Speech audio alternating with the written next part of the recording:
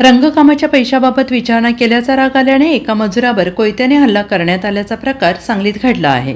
यामध्ये संजय अब्बा शिकलगार वय वर्ष 41 राहणार भारतनगर सांगली हे गंभीर जखमी झाले आहेत। या प्रकरणी सांगली शहर पोलीस ठाण्यात तिघांविरोधात गुन्हा दाखल करण्यात आलेला आहे आणि घटनेची माहिती अशी की फिर्यादी संजय शिकलगार हे मजुरी काम करतात।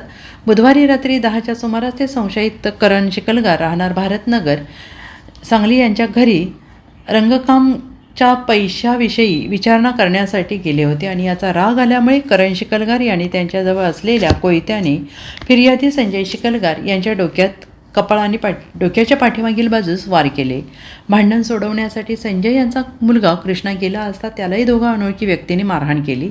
त्यानंतर संशय तेथून पसार झाले आणि जखमींना रुग्णालयात दाखल करण्यात आले। Bureau report SVN Marathi Sangli.